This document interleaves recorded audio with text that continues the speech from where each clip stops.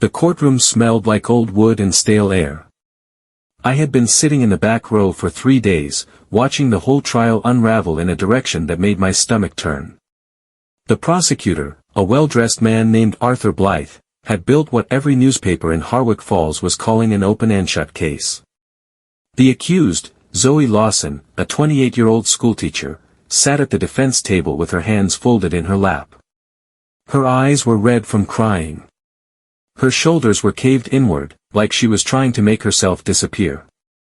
My name is Frank Calder. I spent 31 years as a homicide detective with the Harwick Falls Police Department before I retired 5 years ago. I hadn't planned to walk into that courtroom. I had no official badge, no invitation, no business being there at all. But 3 weeks earlier, I had spotted the case files printed in the Harwick Gazette, and something in those pages had lodged inside me like a splinter I could not pull free. At the front of the room, Justice William Payne shuffled his papers and cleared his throat. A thick silence fell over the gallery. Zoe's defense attorney, a tired-looking man named Philip Wade, set his pen on the table and stared at the floor. Justice Payne began to speak. In the matter of the State versus Zoe Lawson, having reviewed all evidence submitted by the prosecution, I stood up. 31 years of instinct moved my legs before my mind could stop them. Your Honor, I said, my voice cutting through the silence. I've seen this before. Every single head in that courtroom turned to look at me. The murmuring started immediately. Someone near the front whispered something sharp. Arthur Blythe turned in his chair and looked at me with the kind of expression a man saves for a fly that has just landed in his soup. Justice Payne removed his glasses and studied me over the rim. And who exactly are you, sir? He asked. I kept my voice steady. Frank Calder, Your Honor. Retired homicide detective, Harwick Falls Police Department. 31 years of service. Badge number 479. The room buzzed louder. A journalist in the third row began scribbling in her notepad. You have no standing in these proceedings, Mr. Calder, Blythe said, rising from his chair. This is highly irregular. I'd ask the bailiff to remove. Let him speak. The voice was Justice Payne's. Low, measured. The kind of voice that stopped rooms. Blythe sat back down slowly, like a man swallowing something bitter. I walked toward the bench, aware of every eye in the room pressing against my back. I was 63 years old and I hadn't worn a badge in 5 years. But some habits never leave you. I kept my chin level and my hands calm. Your Honor, I said, I'm not here to cause chaos. I'm here because I believe the wrong person is sitting at that defense table. I paused. Across the room, I saw Zoe Lawson look up at me for the first time. Her eyes were searching, desperate, the eyes of someone who had been running out of hope for weeks. That crime scene, I said, has a signature. The courtroom went silent. Justice Payne leaned forward in his chair. I had everyone's attention now, and I knew I had about 30 seconds before Blythe found his voice again. In the autopsy report filed on the victim, Patrick Hale, I said, keeping my voice even and clear, there is a detail recorded in the inventory of the scene. The victim's wristwatch was found placed exactly 13 inches from the body. Not near the body. Not beside the body. 13 inches. Measured precisely. Blythe stood up again. Objection, Your Honor. Objects fall. Watches slip. This is nothing more than coincidence dressed up as 13 inches, I repeated. The same measurement appeared at 2 separate murder scenes in Harwick Falls 15 years ago. Both cases went cold. Both were never solved. The murmuring in the gallery grew louder this time, sharper. I worked both those scenes myself, I continued. I spent 4 years chasing those cases before I was pulled to other assignments. I never forgot the detail about the watch. Not once. I looked over at Zoe. She was gripping the edge of the table with both hands. Her face had gone completely pale. I could see in her expression the exact moment it hit her, the realization that she had not been randomly accused. She had been deliberately chosen. If that detail is not a coincidence, I said, turning back to the judge, then whoever placed that watch beside Patrick Hale's body has done this before. And it means that the person responsible for those 2 cold case murders 15 years ago is still out there. Justice Payne had not moved. And it means, I said quietly, that Zoe Lawson did not kill her fiancé. Justice Payne called for order 3 times before the courtroom finally settled. He studied me for a long moment, then looked at Blythe, who was standing with his jaw tight and his hands clenched at his sides. "I'm granting a 48-hour review before final dismissal," the judge said. Blythe exploded. "Your Honor, this is theater. This man walked in off the street. He has no standing, no evidence, no 48 hours, Mr. Blythe." Justice Payne's voice left no room for argument. "Use them wisely."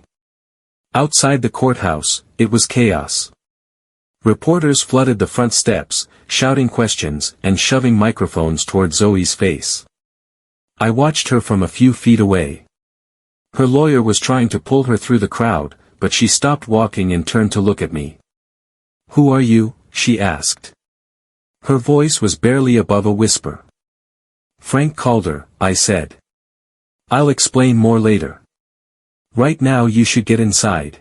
I caught up with her in a side room near the court entrance 10 minutes later, after Philip Wade had stepped out to take a phone call. I sat across from her and chose my next words carefully.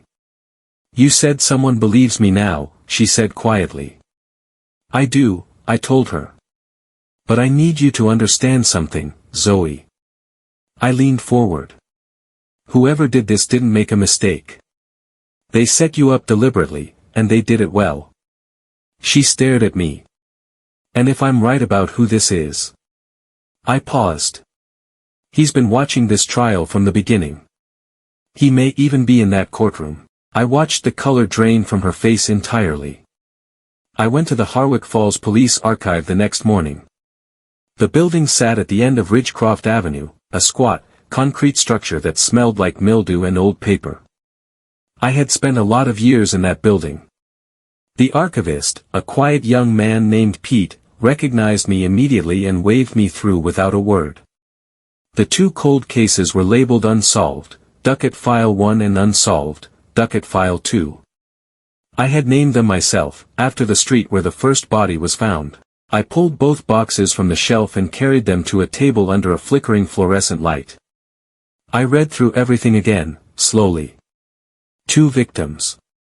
Both found indoors. Both from completely different parts of the city, with no obvious connection to each other. No fingerprints. No DNA. No witnesses. Whoever did this was careful. Methodical. Patient. But there were the details. Items placed at exact measured distances from the body. Both victims had stumbled onto something they weren't supposed to know. No forced entry at either scene. And no forensic trace. Not a single hair, not a fiber, nothing. I sat back in my chair and rubbed my face.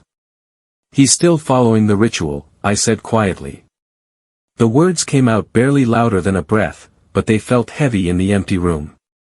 I opened the second box and began pulling out the old evidence photographs. That's when I noticed it. One of the photographs showed the wooden floor of the first murder scene in sharp detail.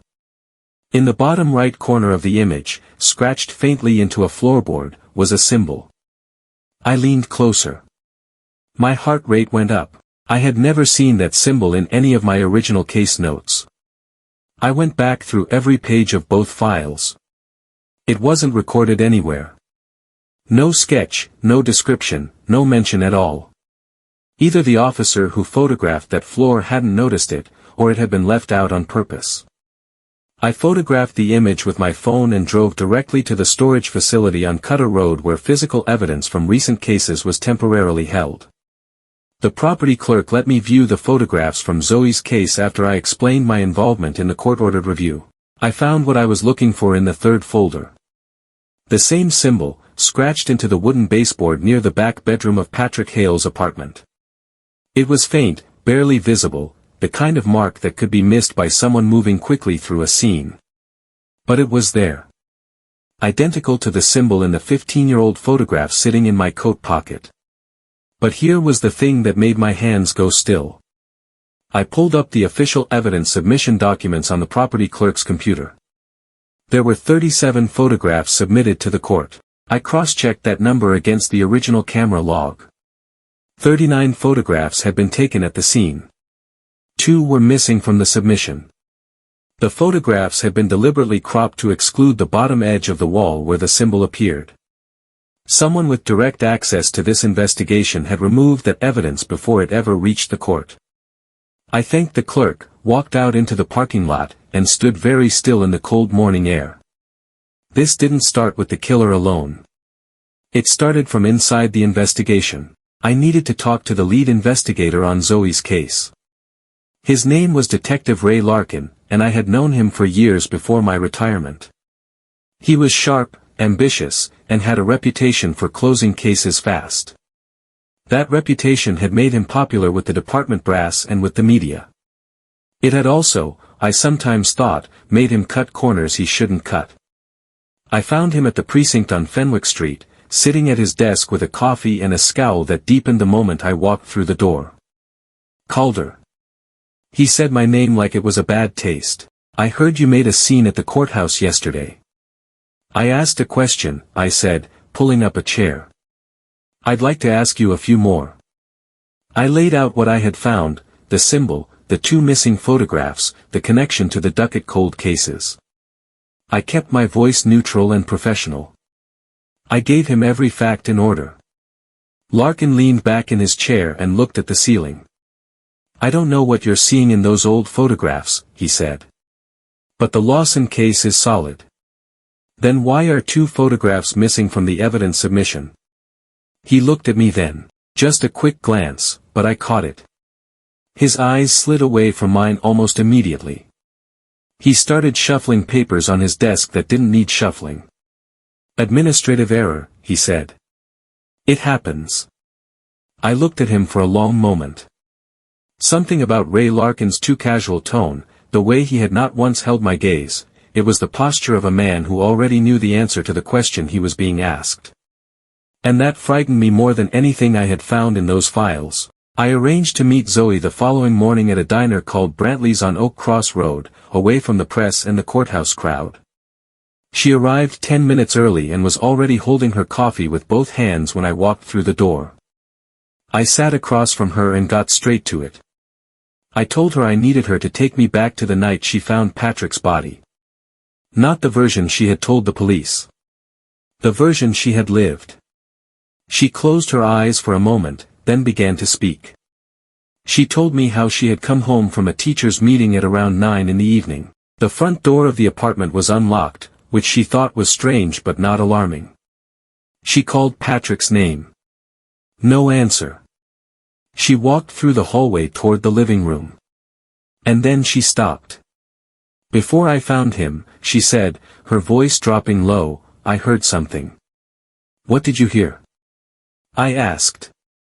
She frowned, like she was reaching for something that kept slipping away. Not footsteps, she said. It wasn't a voice. It was a ticking sound. Steady. Almost like a clock, but not quite. More like a beat. Regular and slow. I stopped writing in my notebook. I set my pen down on the table very carefully. A ticking sound. Steady. Regular. Like a beat. I had read those exact words in a witness statement from the first Ducat cold case, filed 15 years ago by a neighbor who had walked past the building on the night of the murder. The same sound. The same description. A third account from a witness who had never seen either of those old files. Zoe, I said quietly, I need you to stay somewhere safe tonight. I spent the rest of that day going back through the cold case files with fresh eyes. I was no longer looking only for physical clues. I was looking for a sound. In the first Ducat file, a neighbor's statement described a low, rhythmic ticking coming from the victim's apartment at around the estimated time of death. At the time, investigators had written it off. Old building, noisy pipes, a wall clock. Easy to dismiss. In the second docket file, a woman living across the hall had mentioned the same thing in her original interview, a soft, mechanical ticking coming from behind the door. That detail had also been set aside. Now I had a third account of the same sound from a witness who had no way of knowing about the others. It wasn't a clock. It was a metronome. A mechanical one, the kind used in music lessons, with a weighted arm that swings left and right on a steady beat. The kind that runs for a long time once wound, without any power source. The kind a person could carry in a bag, set down at a scene, and collect again afterward. The sort of thing that would seem unremarkable to anyone passing by. I started making calls that afternoon, reaching out to antique music shops and estate sale dealers across Harwick Falls and the 3 neighboring towns. I asked who had purchased vintage mechanical metronomes in the past 20 years. It took me 2 days and 14 phone calls. But one name appeared on every single list. The name was Elliot Vance. I sat at my kitchen table with my notes spread out in front of me and read it 3 times, just to be certain.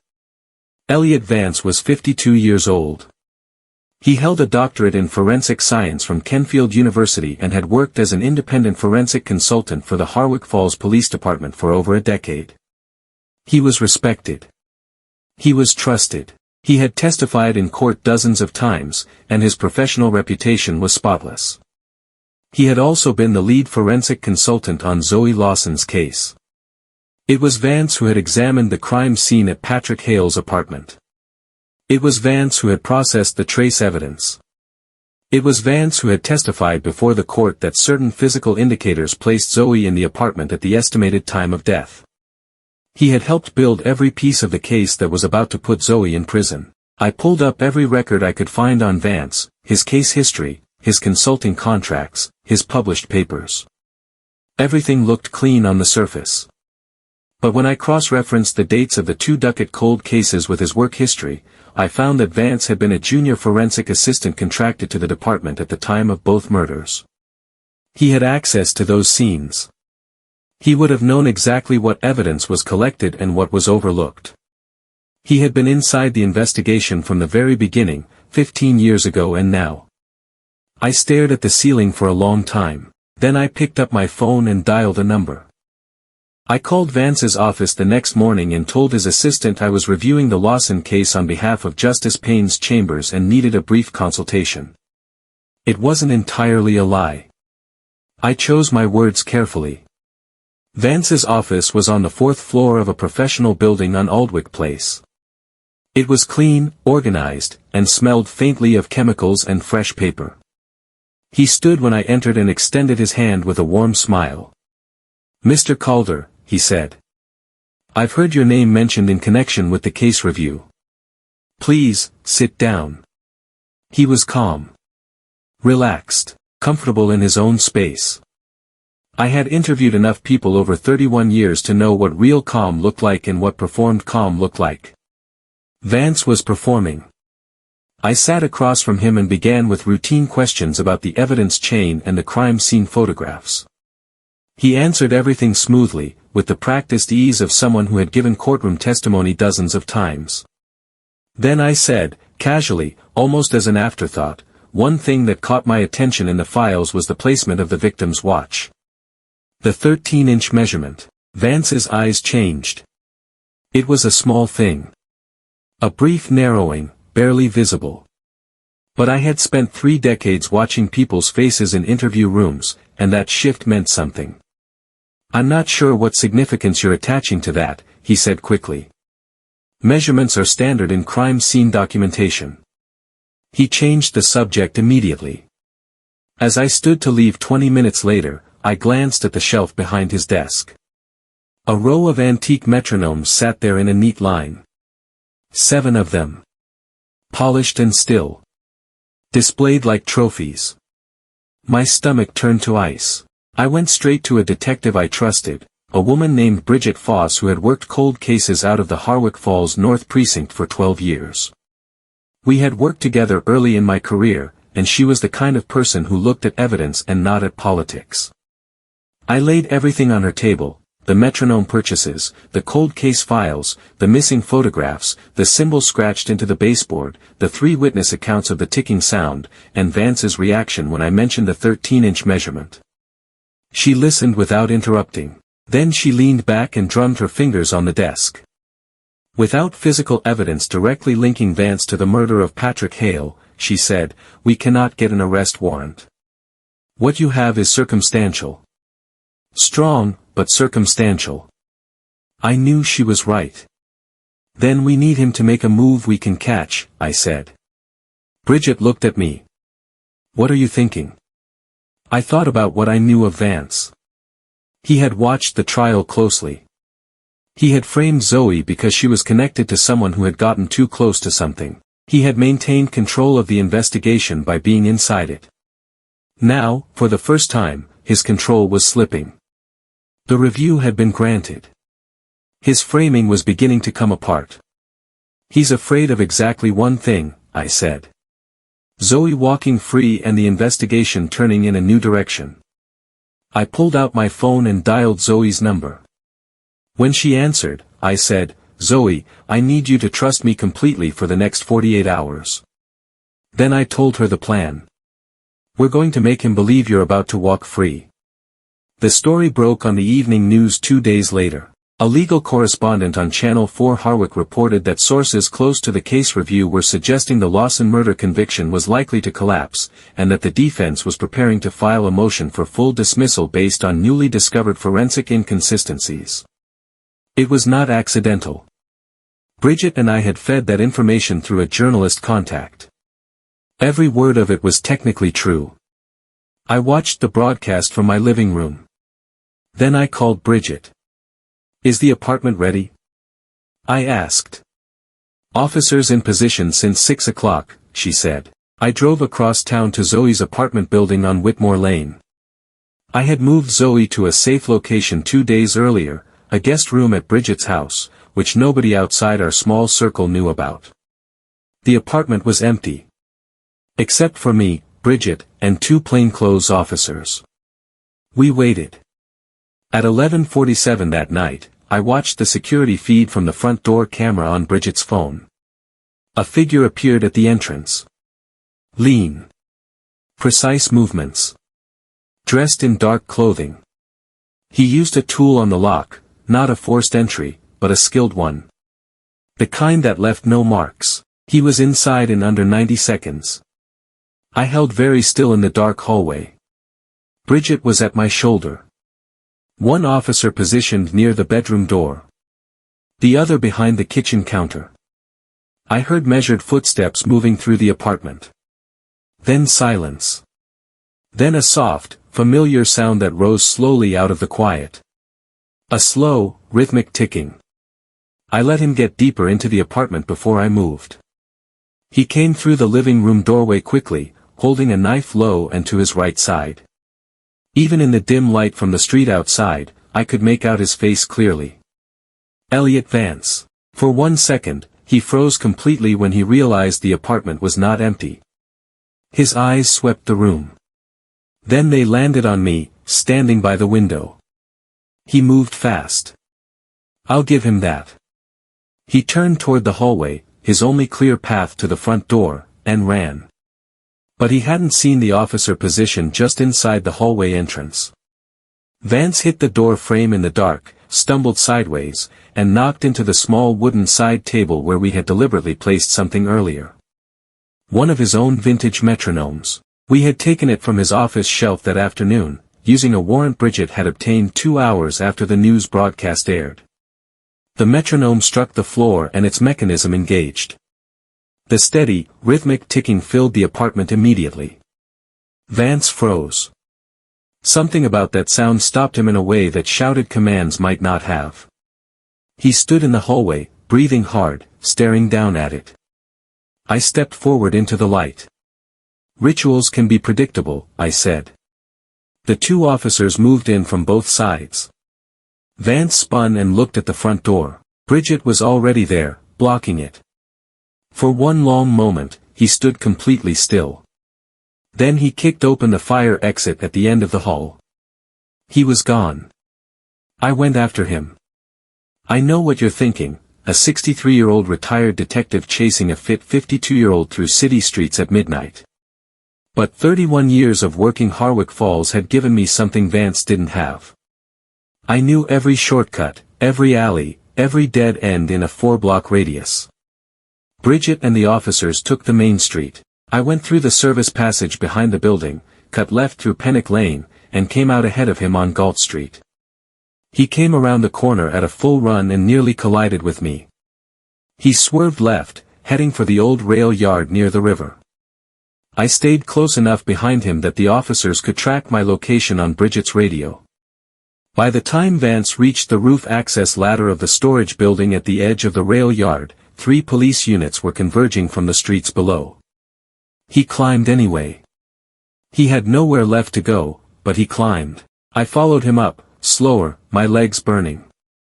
When I came over the top of the ladder, Vance was standing at the roof's edge. Harwick Falls was spread out behind him, the river dark and quiet in the distance. Police lights blinked on the streets below. He looked at me. And then he laughed. Not panicked laughter. Not the sound of a man who had lost. It was slow and deliberate. The kind of laugh that means someone still has something they haven't said yet. I stayed where I was. You think you've won something, Calder, he said. I didn't answer him. I let him speak. Those 2 old cases you dug up, Vance said, his voice almost calm despite everything. Those were not the beginning. He tilted his head slightly, studying me with something close to curiosity. You found the signature. But you only found 2 stamps in the book. He spread his arms slightly. There are 7. The rooftop was cold. Below us, I could hear officers calling up through a bullhorn. I kept my eyes on Vance and didn't move. 7 crime scenes, he said. Spread across 5 counties over 22 years. Every single one buried, missed, or misattributed. The police in this city, he smiled, they are very good at seeing what is directly in front of them. They are very bad at seeing everything else. I felt cold in a way that had nothing to do with the night air. You need a confession to clear Zoe Lawson, he continued, watching my face. Because without my testimony implicating myself, the physical evidence you've gathered doesn't quite carry it. Does it? He was right. And he knew I knew it. But even if I confessed tonight, he said, a defense team could argue it was coerced. Manufactured. He paused. So where does that leave her? I looked at him steadily. It leaves her considerably better off than she was this morning. He smiled again, slow and thin. You're a stubborn man, Frank Calder. Then the roof door behind him burst open. Officers flooded out onto the rooftop from both sides. Elliot Vance stopped smiling. Vance was taken into custody that night and held without bail pending a full investigation. The arrest warrant had been prepared by Bridget the moment we had confirmed his break-in attempt, so the process moved forward quickly. The following morning, a team from the State Forensic Investigation Unit executed a search warrant on a storage unit registered under a company name that traced back to Vance. The unit sat on an industrial road called Marin Drive, on the outskirts of Harwick Falls. What they found inside changed everything. 3 metal cases held organized collections of evidence items taken from crime scenes, small, personal objects that had no forensic value but obvious sentimental significance.